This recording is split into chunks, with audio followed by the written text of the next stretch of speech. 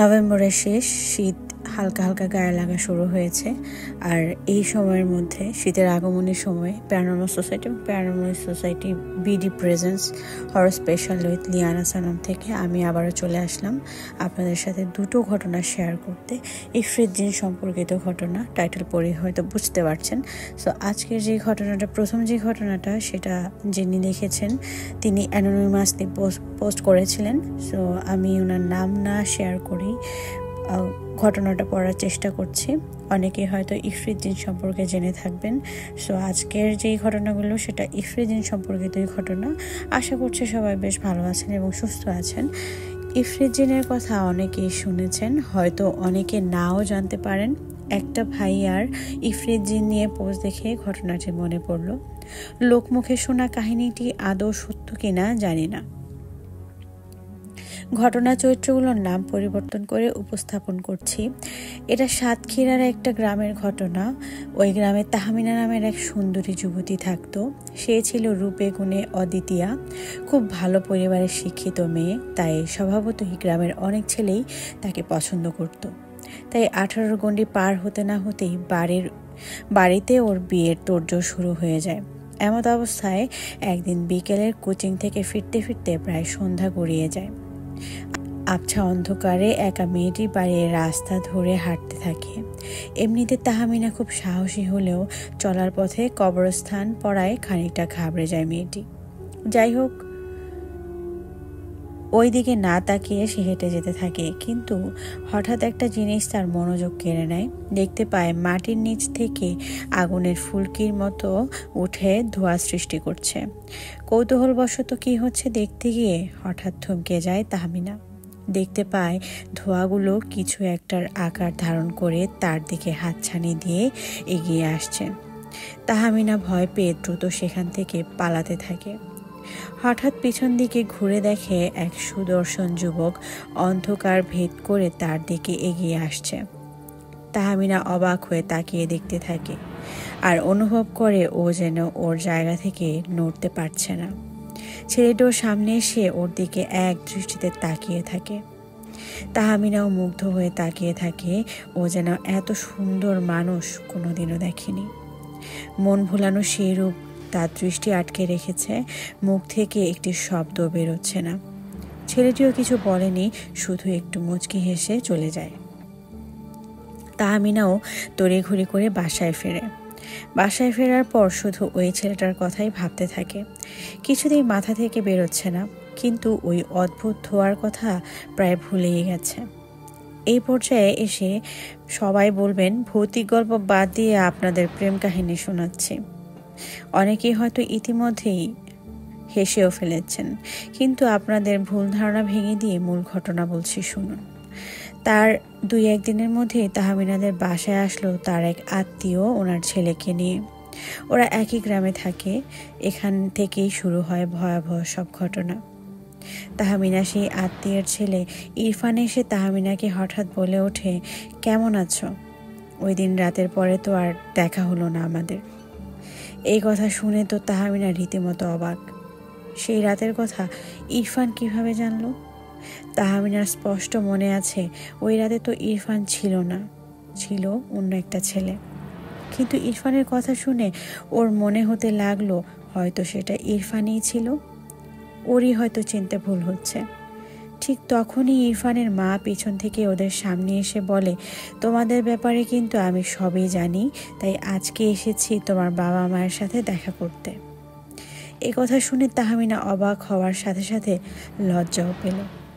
যাই হোক, ওদের বিয়ের কথা পাকা করার কথা ঠিক কিছুদিন পরেই ইরফান হাঁপাতে হাঁপাতে চিৎকার করতে করতে তাহমিনাদের বাসায় আসে। সবাই বের হয়ে ইরফানের এমন অবস্থা দেখে জিজ্ঞেস করে, কি হয়েছে? ইরফান বড় বড় চোখ করে ভাঙা কণ্ঠে ফোপাতে ফোপাতে বলে, জলদি চলুন, কি হয়েছে দেখবেন, চলুন।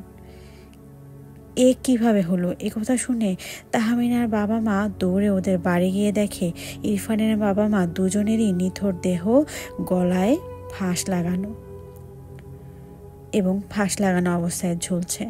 বাবা মা হারা অসহায় ভেবে ইরফানকে ছেলে হিসেবে গ্রহণ করে তাহমিনার বাবা মা।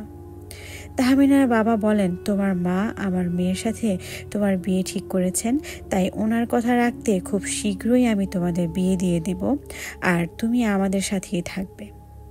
যে কথা সেই কাজ, বিয়ে হলো দুজনের।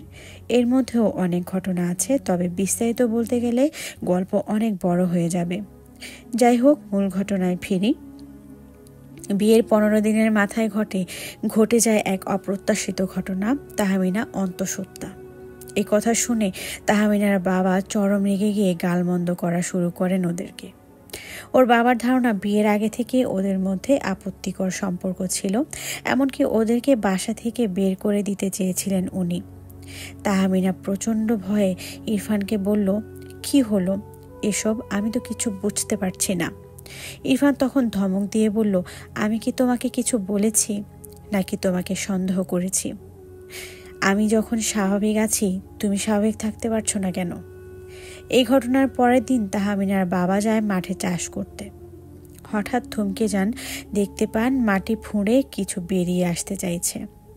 একটু পরেই দেখলেন আগুনের ফুলকির সাথে ধোঁয়া থেকে আকার ধারণ করা কিছু একটা ধেয়ে আসছে ওনার দিকে। এই দৃশ্য দূর থেকে দেখতে পায় তাহমিনার দাদি। বৃদ্ধা মহিলা লাঠি ভর করে যত দ্রুত সম্ভব সবাইকে ডেকে আনতেও যান, কিন্তু সবাই আস্তে আস্তে যা হওয়ার হয়ে গেছে। সবাই দেখতে পায় তাহমিনার বাবার রক্তাক্ত দেহ মাটিতে পড়ে আছে। দেখে মনে হয় কেউ শরীরের মাংস খাবলে তুলে খেয়েছে। পুলিশ এসে তদন্ত করে বলে, কোনো হিংস্র জন্তু খামচে কামড়ে মেরেছে। এই মর্মান্তিক ঘটনার রেশ কাটতে না কাটতেই 3 দিন পর ঘটে যায় আরও একটি ঘটনা। তাহমিনার মা আর চাচাতো বোন পায়েল রান্নাঘরে ছিল।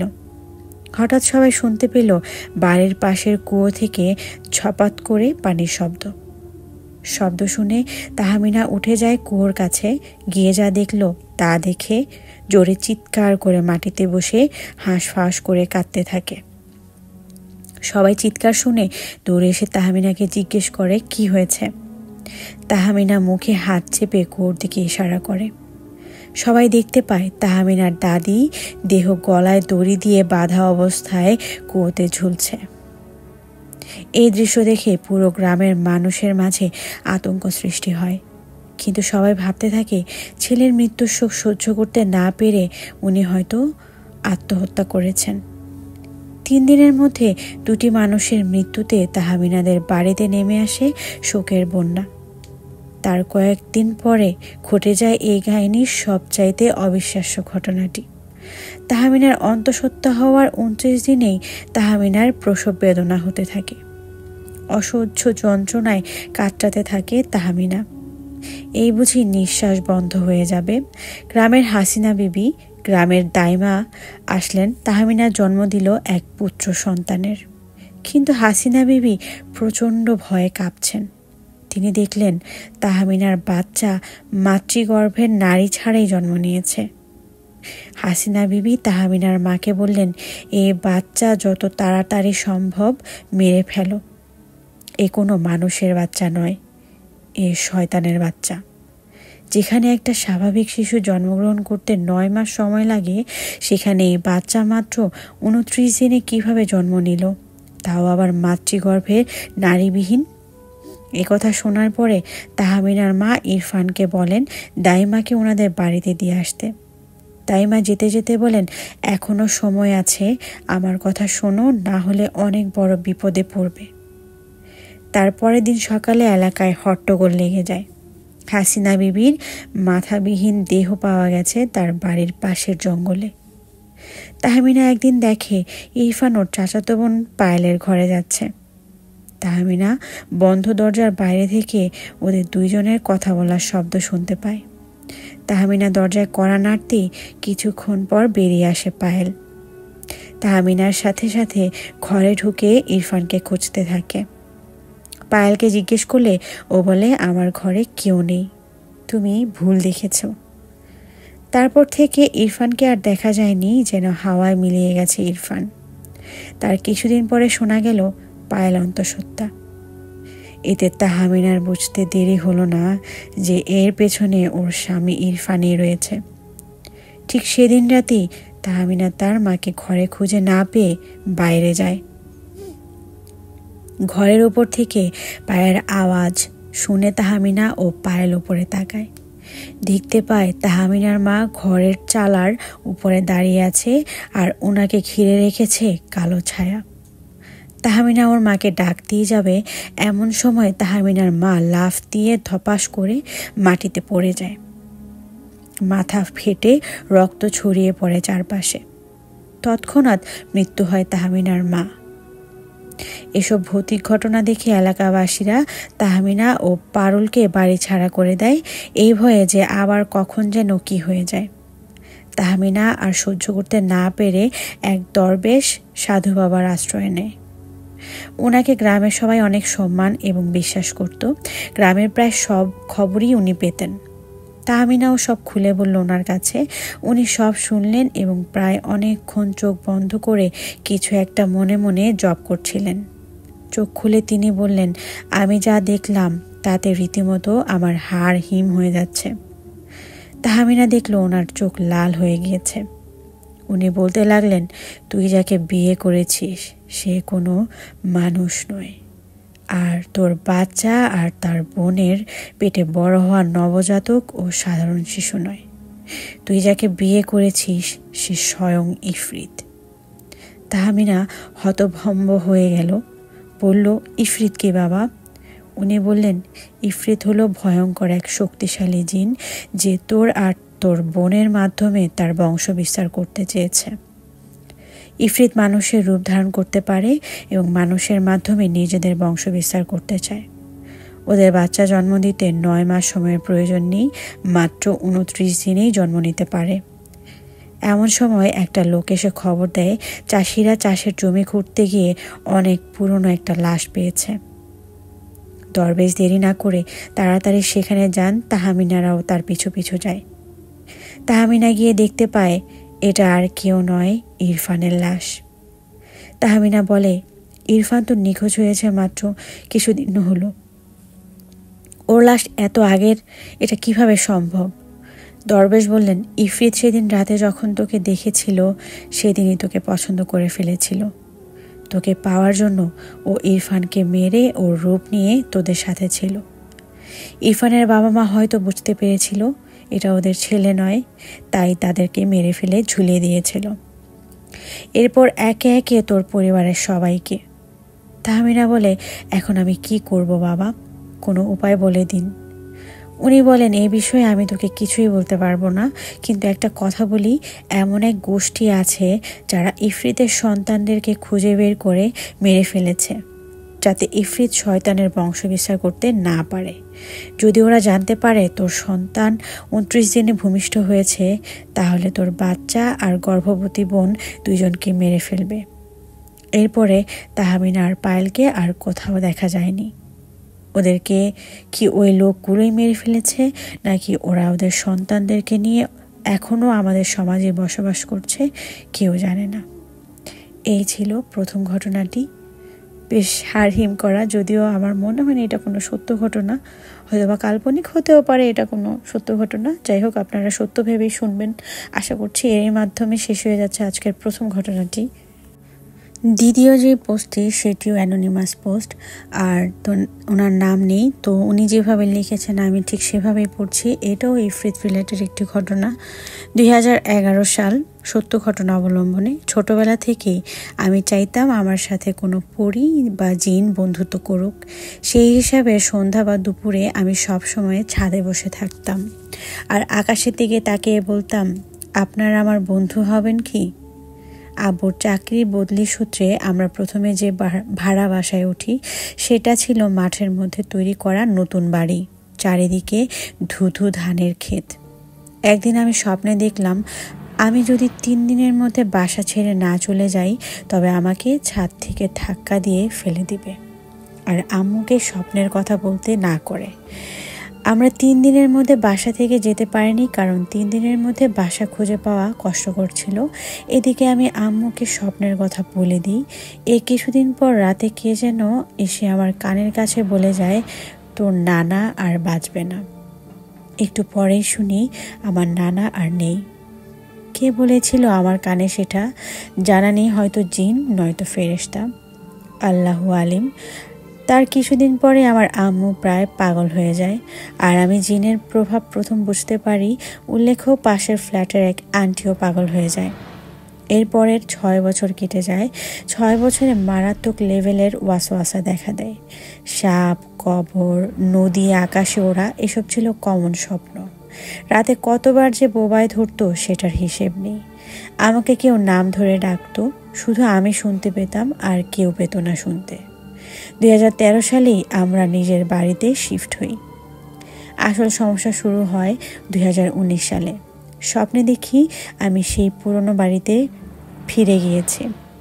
পুরো বাড়ির দোয়া পড়ে বন্ধ করেছিলাম। পরে এক সাপরূপী জিন ভেন্টিলেটর দিয়ে রুমে ঢুকে পড়ে আর পিছু ধাওয়া করে আমাকে ধরে ফেলে। আমাকে বলে যে তুই একজনকে মনে মনে পছন্দ করিস, আমি জানি। আমার কথা না শুনলে তোর আব্বু আম্মুকে এসব বলে দেব, আর তুই অন্য কাউকে পছন্দ করিস, সেটা আমার পছন্দ না। পরে আম্মু আব্বুকে বলে ওই জিনের সাথে আমার বিয়ে দিতে। তারপর জিন আমাকে তাদের বাড়িতে নিয়ে যায়, তার পরিবারের সাথে পরিচয় করিয়ে দেয়। এরপর অনেকবার জিন আমাকে স্বপ্নে বিয়ের প্রপোজাল দিয়েছে, কিন্তু স্বপ্নে আমার কাছে আসতে চাইলে কখনোই পারেনি। হোস্টেলে থাকাকালে আমি একাই থাকতাম। রাতে আমি একদিন কালো লম্বা ছায়া দেখি আমার জানালায়। আমার রুমে আলো দৌড়াদৌড়ি করতো। আলহামদুলিল্লাহ, আমি সাহসী মানুষ, ভয় পেতাম না। কিন্তু একদিন আমার সাথে ঘটে যায় ভয়াবহ ঘটনা। রাত 3টা। আমি স্বপ্নে স্পষ্ট বুঝতে পারি কেউ আমাকে ইন্টিমেট হওয়ার জন্য চেষ্টা করছে। তারপর আমাকে বলছে তার নাম আব্দুল্লাহ আল কাফি, আমাকে নাকি ভালোবাসে, আর স্বপ্নে সে আমাকে দেখা দেয় আমি যা বলবো তাই নাকি করবে। তারপর স্বপ্ন ভাঙার পর আমি কাঁদতে থাকি। আমি যখন আয়না দেখি একটা আলো চারিদিকে ছড়িয়ে পড়ে। আমি জোরে জোরে কাঁদতে কাঁদতে বলি, আমার সাথেই কেন? আমি তোর কি ক্ষতি করেছি? তুই যদি আমার কাছে আসারও চেষ্টা করিস তবে আমি নিজেই সুইসাইড করব। তারপর ভয় পেয়ে আমার বান্ধবীর রুমে চলে যাই। তারপর মাঝে মাঝে নিজের মধ্যে থাকতাম না, নিজের পোশাক ছিঁড়ে ফেলতাম, কাগজ ছিঁড়ে খেতাম।